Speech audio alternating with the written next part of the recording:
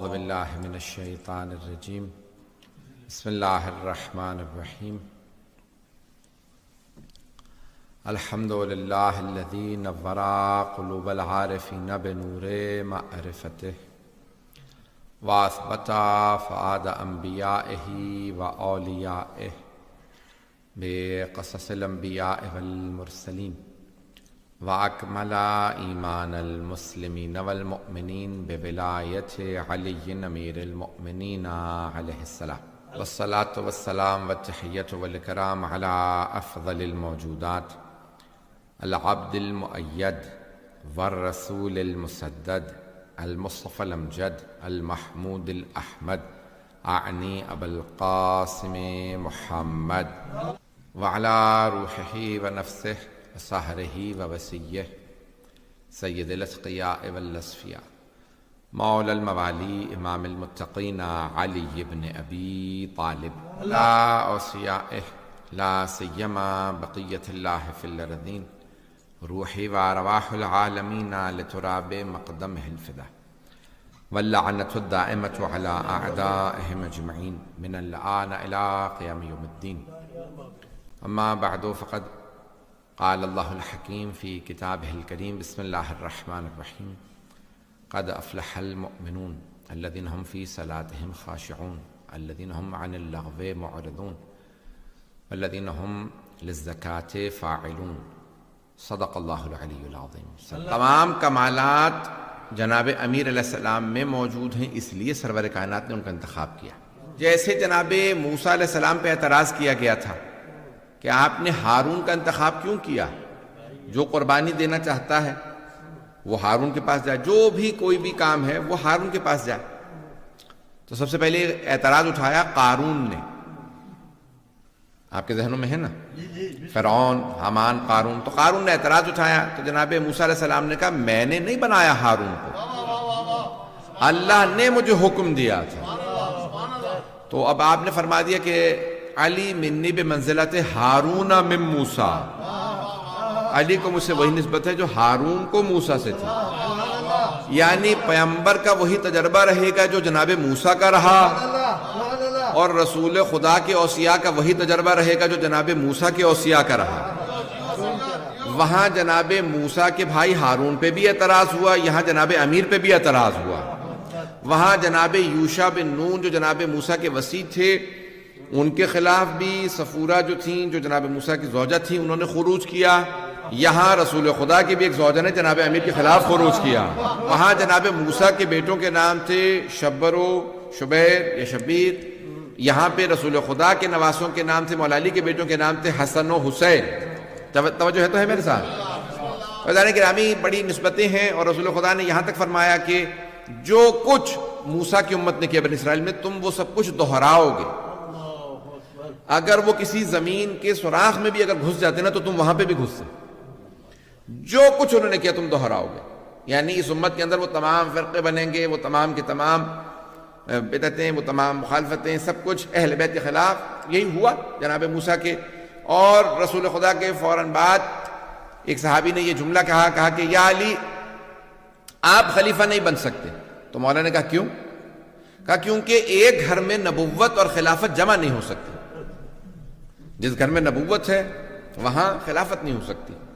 یہ جانتے ہیں قانون کس کا تھا؟ یہ یہودیوں کا قانون ہے کہ جناب یعقوب کے جو بیٹے ہیں اگر ایک کے خاندان، جہاں پہ جن بیٹوں میں سے ایک کے خاندان میں اگر نبوت آئی ہے تو بادشاہت، کیونکہ ان کے خلافت نہیں تھی، اس کا ملک اللہ نے قرآن میں کہا ہے، بادشاہت اس خاندان میں نہیں ہوگی بلکہ بادشاہت دوسرے خاندان میں ہوگی. بات واضح ہو رہی؟ تو لاوی کی حضرت لاوی کی نسل کے اندر نبوت آتی رہی تو انہوں نے کہا کہ دوسرے کسی نہ کسی بیٹے کے یہاں پھر بادشاہت آنی چاہیے. تو یہی جو ہے وہ دوسرے خلیفہ نے جناب امیر علیہ السلام سے اعتراض کیا. انہوں نے کہا یا علی آپ خلیفہ نہیں بن سکتے. مولا نے کہا کہ کیوں نہیں بن سکتا؟ کہا اس لیے کیونکہ آپ بھی اسی خاندان سے جسے رسول خدا، تو جس خاندان میں نبوت ہوگی وہاں خلافت نہیں ہوگی. اور پہلے خلیفہ نے کیا کہا؟ مولا نے کہا بھئی تم کیسے خلیفہ بن سکتے ہو؟ کہا بھئی میں رسول خدا کا صحابی ہوں اس لیے خلیفہ بن سکتا ہوں. مولا نے کہا بھئی مجھے تعجب ہے مسلمانوں کے اوپر آج کے لوگوں پہ کہ صحابی ہونے سے تو خلیفہ بن سکتا ہے، اور اگر کوئی اہل بیت بھی ہو اور صحابی بھی ہو، صحابی نے صحبت میں رہا اور اہل بیت میں بھی ہو، اسے خلافت نہیں مل سکتی. یعنی جس میں دو کوالٹیز پائی جاتی ہیں اسے نہیں مل سکتی، جس میں ایک ہو وہ صحیح ہے. اور پھر جب پوچھا جناب عبداللہ ابن عباس نے جناب امیر سے، یا علی آپ شورا سے راضی تھے؟ تیسرا خلیفہ جو شورا سے بنے، کیا شورا سے آپ راضی تھے؟ آپ نے کہا نہیں۔ کہا پھر شورا میں گئے کیوں؟ اب راضی نہیں تھے، گئے کیوں؟ کہا اس لیے گیا تھا تاکہ میں دوسرے خلیفہ کو جھوٹا ثابت کر سکوں۔ کہا جھوٹا کیسے ثابت کیا؟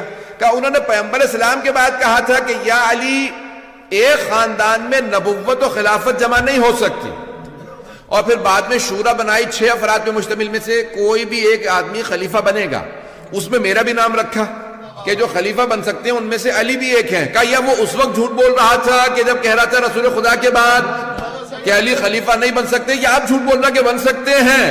امیر علیہ السلام خود خطبہ شقشقیہ میں خطبہ نمبر 3 میں نہج البلاغہ میں فرماتے ہیں، جناب امیر علیہ السلام نے خود خطبہ شقشقیہ میں اپنا تعارف کروایا، میں کون ہوں؟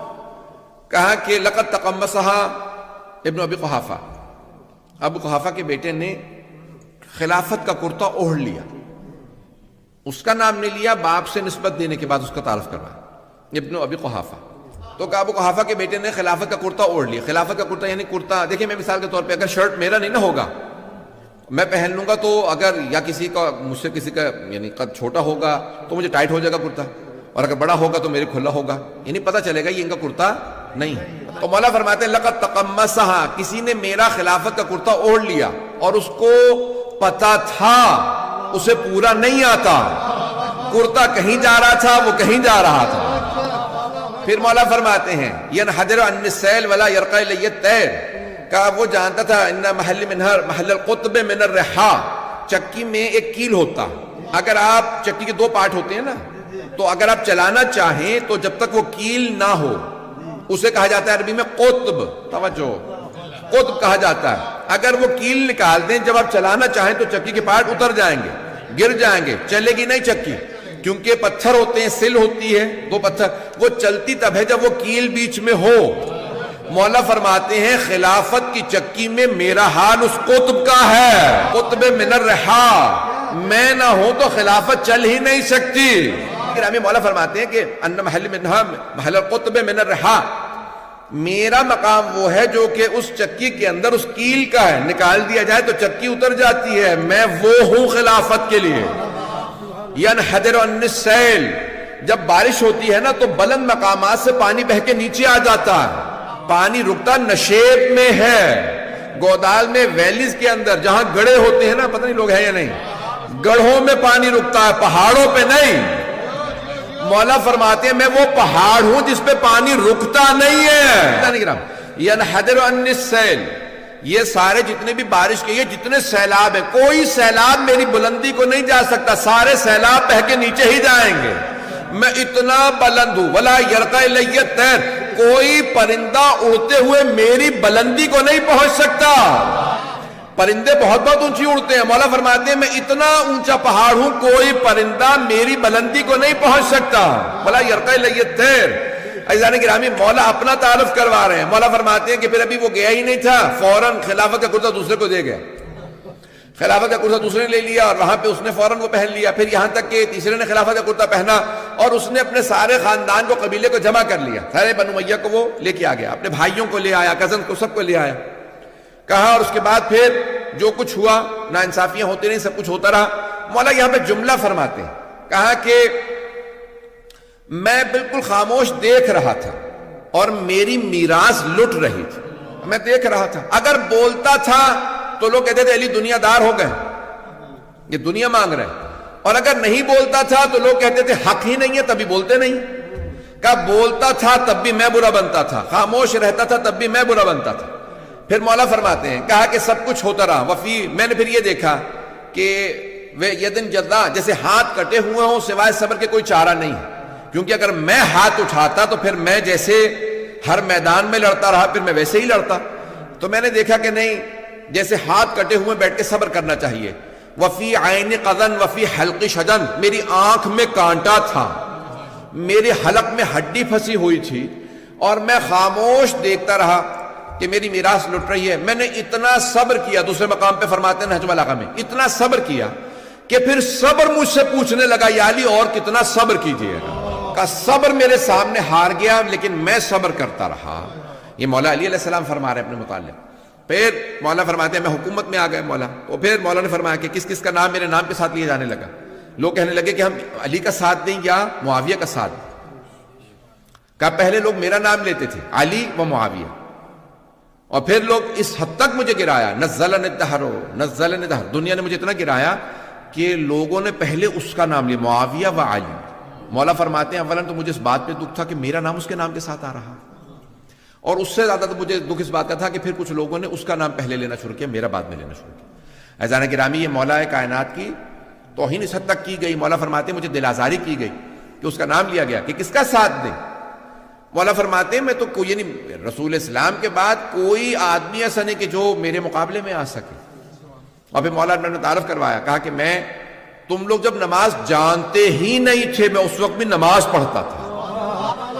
اس مقام پہ جانے کے میں جملہ پیش کر رہا ہوں کہ پھر معاویہ نے بہرحال کیا کچھ کیا اسلام کے اندر. آج چند چیزیں جلدی پیش کر رہا ہوں کہ جو میری ایک اپنی تحقیق ہے، کچھ اور برادران نے بھی کچھ ایک دو حوالہ دیے ہیں، میں اس کو پیش کرنا چاہوں گا. اذان کرام اگر آپ اس میں غور کریں گے، یہ آج شب قدر آپ دیکھ رہے ہیں، کل رات شب قدر ہوگی. اس کو ذرا غور سے سنیے گا. 27ویں نہ اس پہ آیت ہے نہ حدیث ہے، لیکن سارے مسلمانوں کے درمیان میں 27ویں رائج ہے. کبھی آپ نے غور کیا 27ویں کیوں رائج ہے؟ کیونکہ جب مولا کی شہادت کی خبر آئی 26 ماہ رمضان کو مدینے میں، تو سب نے سوگ منایا سوائے ام المؤمنین کے، انہوں نے خوشی منائی.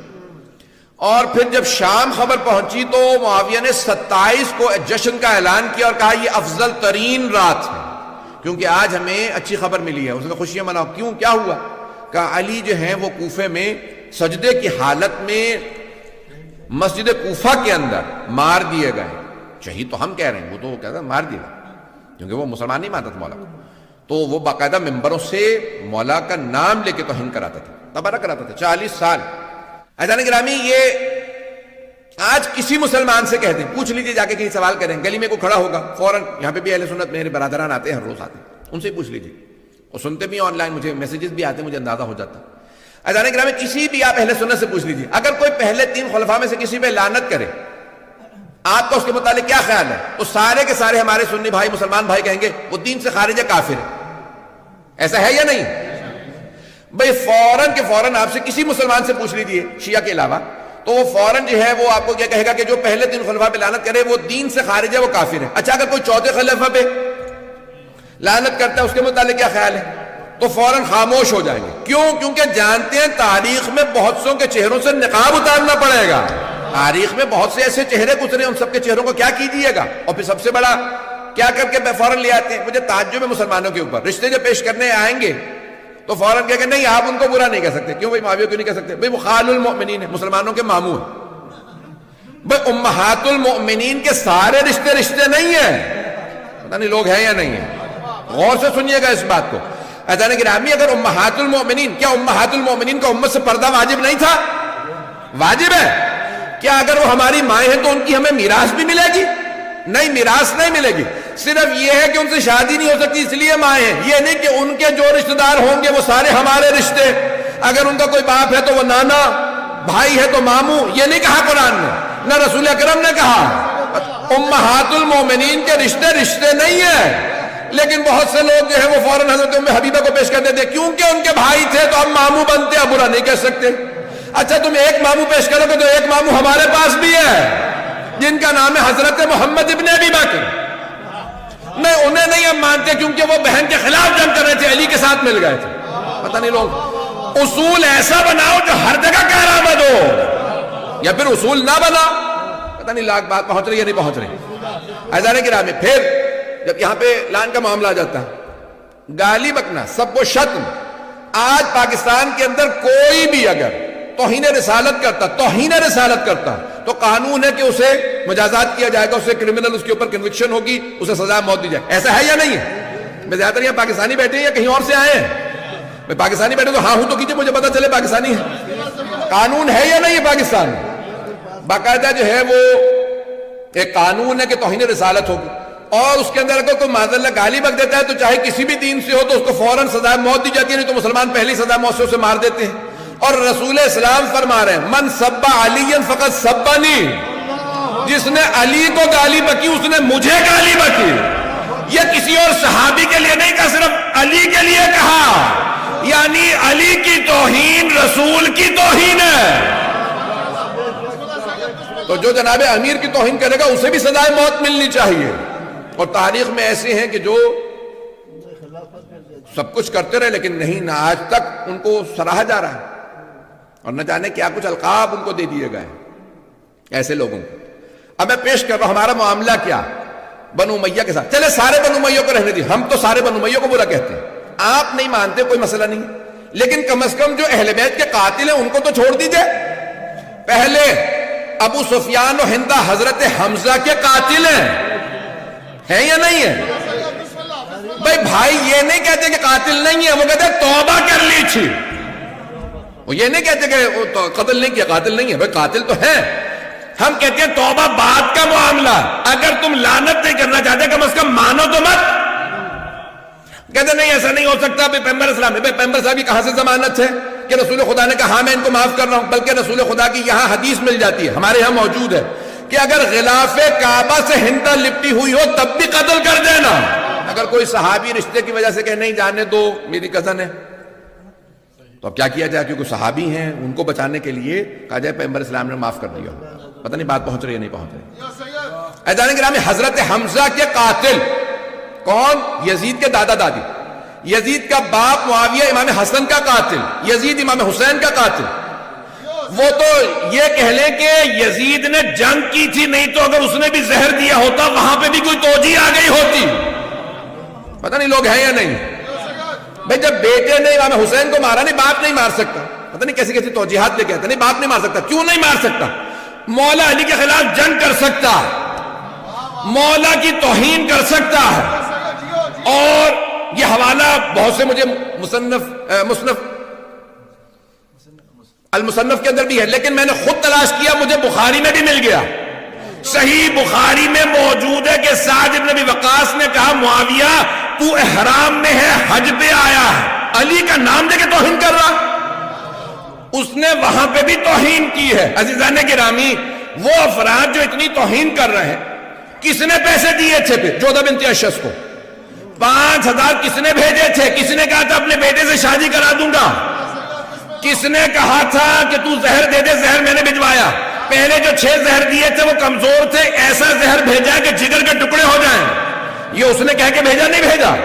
کس نے کہا تھا؟ یہ جو مسلمان کہتے ہیں کہ ہمیں معلوم نہیں تو پھر معلوم کر لو، نہیں معلوم تو ہم سے پوچھ لو، تمہاری کتابوں سے دکھا دیں گے. اذان گرامی جس نے ابھی میں نے صرف اس کے بدعتوں کا باب ہی نہیں کھولا. یہ جو ہمیں قوم مقدس میں میرے ایک بہت بڑے بزرگ استاد جن کا پچھلے سال انتقال ہو گیا کورونا میں، شیخ جعفر الحادی، بہت بڑا تاریخ کا نام ہے. اور یعنی انہیں ایک ایک امام علیہ السلام پہ وہ کہتے تھے صرف امام صادق پہ میرے پاس 50 سے زیادہ کتابیں جو میں نے پڑھی، ایک ایک امام علیہ السلام. اور بعض اوقات ایک کتاب ہی 16 جلدوں کے اندر ہے. یعنی بہت بڑے محقق تھے تقابل ادیان کے اندر. اور انہوں نے جو پورا کا پورا بنو امیہ کا، میں تفصیل میں نہیں جا سکتا، وہ کہتے تھے کہ سب سے بڑا بات یہ نہیں کہتے نا کہ بھئی اس آدمی نے اتنی بدعتیں قائم کی، 2 یا 4 6 8 دوسرے نام نہیں لے رہا ہوں، آپ حضرات گھبرا رہے ہیں، کسی کا میں نے نام نہیں لیا سوا معاویہ کے، میں نے کسی کا نام نہیں لیا. اگر آپ نام لکھیں گے نا اس آدمی نے اتنی بدعتیں کی، اس نے اتنی بدعتیں قائم کی اسلام میں، کس نے اتنی بدعتیں تم بتاتے ہو، آج ہم بتا دیتے ہیں. پتہ نہیں لوگ ہیں یا نہیں. آپ لوگوں نے کہہ رکھا بھئی یہ بدعتیں، تو بدعتوں کے باب اگر اٹھائیں، تمہارے استاد کہتے تھے کہ سب سے زیادہ بدعتیں اسلام میں جس آدمی نے قائم کی اس کا نام ہے معاویہ ابن ابی سفیان. سب سے زیادہ، جس کے اندر پہلی 27 ماہ رمضان کو شب قدر ڈکلیئر کرنا. دوسری بدعت قرآن سے بسم اللہ کا نکالنا. آج تک بھائیوں کے ہاں کوئی بھی سورہ پڑھ لیتے ہیں لیکن بسم اللہ نہیں پڑھتے. کبھی آپ نے سوچا کیوں؟ بتا دیتا ہوں. جناب امیر کی شہادت کے بعد جب معاویہ آیا مدینے، آنے کے بعد کہا میں نماز پڑھاؤں گا. نماز پڑھائی اس نے بغیر بسم اللہ کے. سارے کے سارے جو بھی صحابہ رسول موجود تھے سب نے شور مچا. کہا معاویہ حل سرقت الصلاۃ ام نسیت الفاتحہ، کیا تو نے نماز میں چوری شروع کر دیا؟ یہ تو فاتحہ تک بھول گیا. اتنا شور و غل ہوا کہ اسے دوبارہ نماز پڑھانی پڑی. اس نے دوبارہ نماز پڑھائی اور اس کے بعد کہا میں قسم کھا کے کہتا ہوں کہ جب تک قرآن سے بسم اللہ نہیں نکلوا دوں گا تب تک چین سے نہیں بیٹھوں گا. جانتے کیوں بسم اللہ سے چڑتی؟ کیونکہ علی کہہ گئے تھے بائے بسم اللہ کا نقطہ میں ہو. عزیزان گرامی بہت سو کو کرونا وائرس ہے، خدا انہیں شفا دے، اور بہت سو کو بغض علی کا وائرس ہے، خدا انہیں غارت کرے، کہ کوئی بھی دشمن علی آ جائے اسے مان لیتے ہیں، لیکن مولا کائنات کی بات آ جائے تو فوراً وہاں پہ سمجھوتا کر لیں گے۔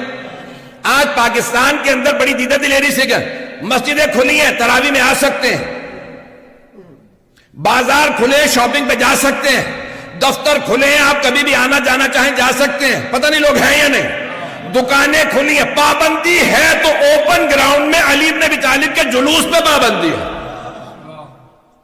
کیوں؟ کیونکہ سعودی عرب سے مجالس کو رکوانے کے لیے باقاعدہ ایک پورا کا پورا انتظام کیا گیا، جس کو کہا جاتا ہے یہ بغض علی کا وائرس۔ عزیزان گرامی میں سب باتیں کہہ رہا ہوں لیکن کہے بغیر نہیں رہوں گا۔ عزیزان گرامی تاریخ اٹھائیے، کتنا طویل باب ہے، بہت سی تو باتیں بیان نہیں کی جا سکتی۔ بسم اللہ کا نکالنا، پھر اہل بیت علیہ السلام پہ باقاعدہ ممبر، جہاں نماز جمعہ کے خطبے میں نام لے کے اہل بیت کا نام لے کے صلوات بھیجنا رسول خدا نے واجب قرار دیا تھا۔ اس نے کہا کہ جب تک علی کا نام لے کے تبرہ نہیں کرو گے تب تک خطبہ نہیں ہوگا۔ اور شام والے تو یہی سمجھتے تھے کہ معاذ اللہ کوئی کافر ہے، یہاں تک کہ جب اعلان ہوا شام میں دمشق شہر میں کہ مسجد کوفہ میں حالت سجدہ میں علی کو مار دیا گیا، تو انہوں نے کہا بھی علی مسجد میں کیا کر رہے تھے؟ سجدے میں؟ تم نے تو بتایا تھا علی بے نمازی ہے، 1000 رکعت پڑھنے والا، کہا وہ بے نمازی؟ کس نے؟ معاویہ ابن ابی سفیان نے۔ آج تک ہمارے بھائیوں کے ہاں یہ حدیث موجود ہے، روایت موجود ہے، آج تک یہ موجود ہے۔ یہ یقین مانی جتنی بھی روایت میں پیش کر رہا ہوں یہ بھی کچھ بھی میں نے بیان نہیں کی جو میرے مطالعے کے اندر اس وقت، آج تک یہ روایت موجود ہے کہ وَمِنَ النَّاسِ مَن يَشْرِي نَفْسَهُ ابْتِغَاءَ مَرْضَاتِ اللَّهِ وَاللَّهُ رَءُوفٌ بِالْعِبَادِ۔ یہ جو آیت ہے سورہ بقرہ کی آیت نمبر 207 ظاہر توجہ ہے نا۔ یہ شب ہجرت جب جناب مولا کائنات بسر رسالت میں سوئے تو یہ آیت نازل ہوئی۔ مومنوں میں سے ایک ایسا ہے کہ جو اپنے نفس کو اللہ کی مرضات کی خاطر بیچ دیتا ہے نا، آئے ذہنوں میں۔ معاویہ نے ایک صحابی کو پیسے دیے، کہا کہ آپ کو پیسے دے رہا ہوں، کوئی ایسی حدیث بنا دو پیغمبر سے کہ کہو کہ یہ علی کے لیے نہیں آئی، یہ عبد الرحمن ابن ملجم کے لیے آئی۔ کس کے لیے؟ قاتل امیر المومنین کے لیے۔ اور آپ کے خیال میں ختم ہو گئی؟ نہیں، ابھی تک موجود ہے بہت سی کتابوں کے اندر۔ کس نے پیسے دیے؟ معاویہ ابن سفیان۔ عزیزان گرامی تو کچھ بھی نہیں ہے جو اس نے باب قائم کیا اہل بیت کے بغض کا، نفرتوں کا، اور پھر یہاں تک کہ مولا حسن کو زہر دیا۔ عزیزان گرامی کیا کچھ نہیں ہوا اہل بیت علیہ السلام کے خلاف، ممبروں سے جناب امیر کی توہین ہوتی رہی 40 برس 70 برس مسلسل، ممبروں سے باقاعدہ۔ واحد ایک صوبہ تھا پورے کے پورے حکومت اسلامی کے جس کا نام تھا سیستان، یہاں سے آسیستانی سیستان، جس کو کہا گیا بعد میں پھر سگستان۔ سگ کہتے ہیں کتے کو، یعنی یہ کتوں کا صوبہ ہے کیونکہ یہ علی کو تبرہ نہیں کرتے۔ واحد صوبہ تھا جس میں مولا علی علیہ السلام کا کہا نہیں ہم علی پہ تبرہ نہیں کریں گے، سگستان کہا گیا۔ پھر وہ عربی کے اندر کوئی گاف نہیں ہے تو ہو گیا سجستان، پھر بعد میں سیستان۔ توجہ ہے؟ مجھے پتا لوگوں کو سامسونگا رہے گا ابھی۔ عزیزان گرامی تاریخ بڑی تلخ ہے، اگر آپ اٹھا کے دیکھیں تو جناب امیر علیہ السلام کے خلاف بے انتہا مظالم ڈھائے گئے، بے انتہا مظالم۔ اور مولا کائنات علیہ السلام یہ نہیں کہتے میرے بیٹو ان سے لڑنا مقابلہ کرنا، نہیں کہا جیسے میرے ہاتھ کٹے ہوں۔ کون؟ شیر خدا فاتح خیبر۔ میں ایک صاحب سے کہہ رہا تھا، میں نے کہا 3 خلافتوں میں مولا نے کوئی جنگ نہیں کی، کہیں جنگ میں حصہ نہیں لیا، کیوں؟ کہا بوڑھے ہو گئے تھے۔ اچھا میں نے کہا اتنے بوڑھے ہو گئے تھے تو پھر جیسے اپنی خلافت آئے پھر دوبارہ جنگیں شروع کر دیں۔ عزیزان گرامی مسلمانوں سے کہے خدا را امیر آنکھیں کھول کے دیکھو، اتنا بغض و عناد جناب امیر کے خلاف صدیوں کے بعد آج تک باقی ہے۔ کتنے بند باندھے گئے کہ آج تک مولا علی کا بغض لوگوں کے دلوں سے کم نہیں ہوا، نفرتیں کم نہیں ہوئی۔ کہ یہی برطانیہ کے اندر ایک مسجد میں بولٹن میں جو ہے وہ ایک صاحب نے کہا کہ نہیں ہم معاویہ کو نہیں مانتے، انہوں نے لائٹیں آف کر دی، انہوں نے کہا یہ سنی مسجد ہے، تم شیعہ نہیں ہو، سنی ہو، واپس دوبارہ کلمہ پڑھو، اگر نہیں تو تم کافر ہو جاؤ گے۔ اس نے کہا بھئی پہلے 3 خلفاء کی اگر توہین کرے تو ہم کہتے ہیں کہ دین سے خارج ہے، معاویہ کے متعلق ابھی اتنا کچھ پڑھ لیا، اتنا کچھ سن لیا۔ کہا نہیں ہم اہل سنت خبردار، ہم کچھ نہیں سنیں گے۔ اور رضی اللہ عنہ ہیں، کاتب وحی ہے، جس نے پوری زندگی کی کبھی کوئی کتاب ہی نہیں لکھی ہے اسے کاتب وحی بنایا۔ عزیزان گرامی، جب کریڈٹ دینے پہ آتے ہیں تو کیا کچھ نہیں کریڈٹ دے دیتے، اور جب چھیننے پہ آتے ہیں بڑے بڑے جلیل القدر صحابہ جن کو مار دیا گیا۔ کس نے مارا؟ دوسرے صحابہ نے۔ ان کا کہیں آپ کو نام سننے میں نہیں آئے گا، کیوں؟ کیونکہ وہ اہل بیت کی طرف تھے۔ جو اہل بیت کی طرف، اس کا کبھی آپ کا نام سننے میں نہیں آئے گا۔ عزیزان گرامی، جو دشمن اہل بیت ہوگا، ایک پورا کا پورا ہاتھ، یہ پورا کا پورا نظام، جو پورا کا پورا سلسلہ بنایا گیا، آج تعلیمات ساری مسلمانوں میں رائج ہو چکی ہیں کہ کتنی احادیث، من اکل، ایک پیاز کھا لے اگر مکہ کے اندر بخشا جائے گا۔ کیا کچھ بیان کروں کہ باقاعدہ مختلف لوگوں کے باقاعدہ ریٹ لگایا کہ بھئی اس طرح سے تمہیں اتنے پیسے ملیں گے، یہ احادیث اگر تم جو ہے بناتے چلے جاؤ۔ کیوں؟ سب سے زیادہ احادیث رسول اکرم صلی اللہ علیہ وسلم نے جو فرمائی تھی وہ اہل بیت کی شان میں، اور ان میں بھی سب سے زیادہ علی بن ابی طالب کی شان میں، سب سے زیادہ حدیث تھی مولا کائنات کی شان میں۔ اور خود پیغمبر اسلام فرماتے ہیں لو کان البحار مدادا، آپ نے سن رکھی حدیث مجھ سے بھی اور علماء سے بھی، نہیں پڑھوں گا، اگر سارے سمندروں کے پانی کو سیاہی میں تبدیل کر دیا جاتا، والاشجار اقلاما، سارے درختوں کو قلم بنا دیا جاتا، زمین و آسمان کے فاصلے میں لکھا جاتا، جن لکھنے والے ہوتے، انسان گننے والے ہوتے، سب چیزیں ختم ہو جاتی، میرے بھائی علی کے فضائل ختم نہ ہوتے۔ عزیزان گرامی، یہ پوری کائنات کے اندر جتنے فضائل مولا کائنات کے کسی کے نہیں، اور جتنے آج آپ اٹھا کے دیکھ لیجئے باب مناقب مولا کائنات صحیح بخاری کے اندر 3 سے 4 حدیث ملے گی، 5ویں نہیں ملے گی، کسی کتاب میں دیکھ لیجئے آپ کو حدیث نہیں ملے گی، یہاں تک کہ اہل سنت کے عالم کو کہنا پڑا آج سے 700 سال پہلے، 900 سال پہلے، وہ فرماتے ہیں کہا کہ اگر دیکھا جائے تو سارے کے سارے دشمنوں نے علی کے فضائل کو چھپایا، کس لیے؟ بغض میں، علی کے کینے میں، بغض میں علی کے فضائل کو چھپایا، سارے دوستوں نے تقیہ میں فضائل کو چھپایا، اگر سناؤں گا تو مارا جاؤں گا، بنو امیہ مار دیں گے، پتہ نہیں لوگ ہیں یا نہیں، دشمنوں نے عداوت میں چھپایا، دوستوں نے محبت میں چھپایا، دوستوں نے بھی فضائل کو چھپایا، دشمنوں نے بھی فضائل کو چھپایا، پھر بھی اتنے علی کے فضائل پہنچے کہ کتابوں کی کتابیں بھری ہیں۔ اگر سب لوگ کھل کے بیان کرتے تو کیا ہوتا؟ بس ایک آخری حدیث پیش کر رہا ہوں، سرور کائنات فرماتے ہیں یا علی، اگر مجھے اپنی امت کے گمراہ ہو جانے کا خطرہ نہ ہوتا کہ جیسے عیسائی عیسیٰ کے معاملے میں گمراہ ہو گئے تھے کہ عیسیٰ کو اللہ کا بیٹا ماننے لگے، تو میں آپ کے وہ فضائل بیان کرتا کہ جہاں سے آپ گزرتے میری امت کے لوگ آپ کے قدموں کی مٹی اٹھا کے آنکھوں سے لگاتے۔ ہم اسی لیے علی کے قدموں کی مٹی آنکھوں سے لگاتے ہیں کیونکہ پیغمبر فرما گئے اگر میں بیان کر دیتا تو کرتے، آپ نے بیان نہیں بھی کیا، یا رسول اللہ اتنے عاشق ہیں پھر بھی ایسا کرتے ہیں۔ بس بے وقت ہوتا میں تفصیل میں جاتا۔ یہ فضائل مولا کائنات بہت وسیع باب ہے، اور اتنے ہی بغضی اور اتنے ہی کینہ رکھنے والے کہ مولا کے فضائل کو چھپاتے رہے، آپ کے مناقب کو چھپاتے رہے، بلکہ صرف چھپایا نہیں، آپ کے خلاف اتنا کچھ کہا کہ آج تک بہت کچھ کتابوں میں باقی ہے۔ وہ امیر المؤمنین جو فرما رہے ہیں کہ اگر کسی مقام میں ایک کنویں میں ایک قطرہ شراب گر جائے اور ایک پورا ریوڑ ہو بھیڑوں کا، ایک وہاں سے بھیڑ گھاس چر لے تو میں کسی بھی بھیڑ کا گوشت نہ کھاؤں کیونکہ شبہ والی چیز نہیں کھاتا۔ اتنی نفرت کا اظہار کریں اور ایک آدمی مولا کائنات کے نام سے منسوب کر دے کہ ہمیں فلاں صحابی نے شراب کے لیے بلایا تھا۔ آپ سوچ سکتے ہیں یہ سارا ذرا اٹھا کے دیکھیں نا بھائیوں کیا کیا کچھ نہیں موجود۔ یہ بیان کرنا اس لیے ہے تاکہ آپ کو اندازہ ہو کہ دلوں سے کبھی بھی نفرتیں کم نہ ہو دشمنان اہل بیت کی۔ بات واضح ہو گئی ہے ذہن گرامی؟ بس بھی میں نے جو کل وعدہ کیا تھا، آج مولا کا تابوت ہے۔ دنیا کے اندر بڑے تابوت اٹھتے ہیں، کچھ بڑے ہی مظلومیت کے تابوت ہیں۔ آپ جانتے ہیں نا جب تابوت اٹھتا ہے تو لوگ کاندھا دینے کے لیے آتے ہیں۔ ابھی بھی تابوت برآمد ہوگا، آپ کتنی محبت سے آگے جائیں گے، ارے زیارت کر لیں، چلیں۔ یہاں تو اتنا مجمع نہیں ہے کیونکہ پابندیاں ہیں، لیکن اگر آپ جائیں عراق میں چلے جاتے، آج ایران میں یا پاکستان میں یا انڈیا میں بھی اس وقت پابندی ہے، تو آج آپ نے دیکھا ہے کہ وہاں ہاتھ نہیں لگا سکتا تھا کوئی. تابوت اس لیے تو برآمد کیا جاتا ہے نا کہ اے کاش ہم وہاں ہوتے تو ہم کاندھا دیتے. ہم ہاتھوں سے زیارت کرتے نہیں تو ہم آنکھوں سے زیارت کر لیتے. لیکن مولا کائنات کا تابوت اٹھا اور وہاں صرف 2 بیٹے تابوت کو اٹھانے والے ہیں. صرف 2 بیٹے. کیوں؟ مولا کی وصیت تھی میرے دوسرے بیٹے میرے تابوت کے ساتھ نہ جائیں اور 4 میرے تابوت اٹھائے جائیں.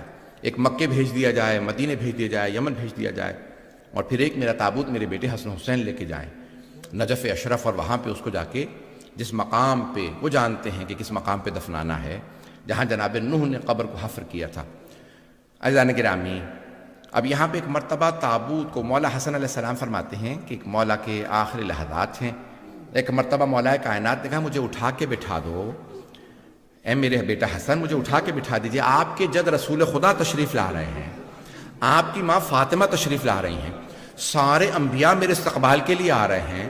ایک مرتبہ مولا حسن نے اٹھا کے بٹھا دیا. مولا کائنات نے اشارہ کیا السلام علیکہ یا رسول اللہ, یا رسول اللہ آپ پہ. اس حالت میں بھی مولا رسول خدا کو سلام کر رہے ہیں. میرے بھائی رسول خدا آ گئے ہیں, اب رسول خدا کیوں لینے نہ آئے؟ یا علی آپ نے ہر لحظے میں میرا ساتھ دیا, آپ کے وقت میں آؤں گا. جناب سیدہ ہیں, جناب انبیاء سارے کے سارے تشریف لا رہے ہیں سب کی. بس بھی ایک مرتبہ سارے مولا کے بیٹی بیٹیاں تعظیم میں کھڑے ہو گئے. جناب زینب کبریٰ نے رو کے کہنا شروع کیا اماں ہم پردیس میں یتیم ہو رہے ہیں, اماں ہم پردیس میں یتیم ہو رہے ہیں. اجرکم اللہ. بس بے وقت نہیں ہے, میرا ساتھ دیجیے گا, ساتھ چلیے گا, تھوڑا سا وقت زیادہ ہو جائے گا, مجھے معذرت. اماں ہم پردیس میں یتیم ہو رہے ہیں. سب بیٹیوں نے رونا شروع کر دیا, ماتم کر رہی ہیں. میں جناب زینب سے کہوں گا بی بی جتنا ماتم کرنا ہے کر لیجئے, جتنا رونا ہے رو لیجئے. امام حسین پہ آپ کو رونے نہیں دیا جائے گا, جب بھی رویا کریں گی تازیانے مارے جایا کریں گے. ایک مرتبہ جناب زینب نے رونا شروع کیا. مولا حسن کو وصیت کی مولا امیر المؤمنین نے. مولا علی نے کہا بیٹا آپ مجھے خود غسل و کفن دیجئے گا. مولا حسن فرماتے ہیں میرے بابا کا جب میں غسل دے رہا تھا تو بابا خود ہی کروٹ لیتے تھے, کوئی زحمت نہیں دی. عرش سے پانی آتا ہے نا, حوض کوثر سے, کافور جنت سے آتا ہے. ائمہ پاک ہے, ان کا ہمارے جیسا غسل و کفن نہیں معلوم کیسا ہے. بس بھی ایک مرتبہ مولا حسن نے بڑا اہتمام کیا, رو رہے ہیں, تڑپ رہے ہیں. غسل و کفن دیا, تابوت تیار کیا. ایک مرتبہ چند تابوت چلا دیے, وہ جو تابوت جس میں جسد مطہر ہے. مولا نے کہا کہ بھئی مولا علی میرے بابا وصیت کر گئے تھے 2 آدمی آئیں گے تابوت کو اٹھانے کے لیے, انہیں آنے دیجئے گا. دروازے پہ دستک ہوئی, ایک مرتبہ 2 نقاب پوش اندر آئے. جیسے ہی وہ اندر آئے نا, پوچھا مولا حسن سے مولا کون ہے؟ کہا ایک جبرائیل ہے, دوسرے میکائیل ہے, بابا کو لینے آئے ہیں. سامنے سے دونوں نے ایک مرتبہ تابوت اٹھایا, سرہانے سے سر کی طرف سے مولا حسن نے, مولا حسین نے. ایک مرتبہ تابوت چلا. آپ جانتے ہیں نا جب تابوت اٹھتے ہیں تو بیٹیاں کیسے روتی ہیں. ساری بیٹیاں بلند آواز سے کہنے لگی واہ ابتا, ہائے بابا جان, ہائے بابا جان. ساری بیٹیاں رونے لگی. ایک بیٹا ایسا ہے جو دروازے پہ کھڑا رو رہا ہے, نام عباس بتایا جاتا ہے. اس بیٹے کو بڑا صدمہ ہے, میرے بابا کے جنازے میں مجھے اجازت نہیں ہے. میں کہوں گا مولا عباس ابھی اور بھی رونا ہے, جب جناب مولا حسن کے لاشے پہ تیر برسیں گے آپ کو وہاں جنگ کی اجازت نہیں ملے گی. پھر کربلا میں لاشیں پامال بھی ہوں گے. اجرکم اللہ, اجرکم اللہ. بس بھئی بڑی تعظیم سے مولا حسن حسین نے تابوت اٹھایا. ایک مرتبہ رات کی تاریکی میں, آج ہی رات کا ہے نا یہ لحظہ, رات کی تاریکی میں تابوت اٹھایا. مولا علی کا تابوت چلا, ایک مسجد کے سامنے سے گزر رہا تھا. مسجد کو پتا ہے میری زینت علی ہے, مسجد کی دیوار جھکنے لگی. بس میں ایک روایت کے لیے ساری زحمت دے رہا ہوں. ایک مرتبہ دونوں بیٹے گئے, ایک مرتبہ زمین کے اندر مولا حسن نے دیکھا, نشان لگایا, فوراً قبر تیار خود بخود کھل گئی. دیکھا وہاں پہ ایک تختی تھی, لکھا تھا یہ وہ قبر ہے جو نوح نبی نے رسول خدا کے وصی علی مرتضیٰ کے لیے تیار کی ہے. مولا حسن بھی رونے لگے, مولا حسین. ایک بھائی قبر میں اترا, دوسرے نے جسد مطہر دیا. مولا علی کا جسد لیا, بڑے تعظیم سے ایک مرتبہ خاک پہ رکھا, سپرد خاک کیا, قبر مطہر کو بند کیا. میں نے سارے مصائب تمام. اب روایت کے آخری جملے سن لیجئے. دونوں چلے گھر جانے کے لیے, ایک خرابے کے سامنے پہنچے, وہاں سے کسی کے رونے کی آواز آ رہی تھی. ایک بوڑھا آدمی رو رو کے کہہ رہا تھا آج تیسرا دن ہے میں نے کچھ نہیں کھایا, مجھے جو کھلانے والا تھا وہ 3 دن سے نہیں آیا. دونوں بھائی رونے لگے, کہا میرے ساتھ چلو. دونوں آئے. مولا حسن نے سر اٹھایا اپنے زانوں پہ رکھا, کہا کون تھے جو آپ کے پاس آتے تھے؟ کہا نام نہیں بتایا. میں جب بھی نام پوچھتا تھا کہتے تھے غریب جالسن غریبا, مسکین جالسن مسکینا. ایک غریب دوسرے غریب کے ساتھ بیٹھا, ایک مسکین دوسرے, ہمیشہ یہی کہتے تھے, نام نہیں بتاتے تھے. کہا کہ ان کی کوئی صفات بتاؤ, کوئی نشانی. کہا وہ جب تسبیح کرتے تھے نا در و دیوار سے تسبیح کی آواز آتی تھی, اور کوئی نشانی. اس نے رو کے کہا بزرگ نے جیسی آپ کے جسم سے خوشبو آ رہی ہے ان کے بدن سے بھی ویسی خوشبو آتی تھی. مولا حسن رونے لگے, کہا جانتے ہو وہ کون تھے؟ کہا نہیں. کہا وہ ہمارے بابا علی مرتضیٰ تھے, وہ تمہارے مولا علی تھے. ایک مرتبہ رونے لگا, میں اپنے مولا سے خدمت لیتا رہا, میرے مولا مجھے ہر روز کھانا بنا کے کھلاتے تھے. کئی مرتبہ میں کہتا تھا میرا لباس دھو کے لا دینا, وہ نہیں کہتے تھے میں لباس نہیں دھو سکتا, لباس دھونے لے جاتے تھے. ایک مرتبہ مولا نے کہا ان کی شہادت ہو گئی. اب رونے لگا, کہا مجھے ایک مرتبہ قبر مطہر کی زیارت کرا دو. جب قبر پہ آیا کہ مولا زندگی میں اپنے پاس رکھا, جب شہادت ہوئی تو مجھے کیوں چھوڑ گئے؟ مولا مجھے بھی بلا لیجئے, میں آپ کے پاس آنا چاہتا ہوں. وہیں انتقال کر کے مولا حسن نے غسل و کفن دیا, دفنا. بس آخری جملے, اور زحمت نہیں دوں گا. بس ایک سوال کروں آپ سے, آپ جب روتے ہیں آپ کو کوئی تازیانہ تو نہیں مارتا؟ آپ جب روتے ہیں کوئی تماچا تو نہیں لگاتا؟ ہائے علی کی بیٹیاں جب روتی تھی مولا حسین پہ تو تازیانے مارے جاتے تھے. آخری جملہ پیش کر رہا ہوں. ایک مرتبہ دونوں بھائی مولا حسن حسین گھر آئے, دیکھا سارے بہن بھائی کھڑے رو رہے ہیں.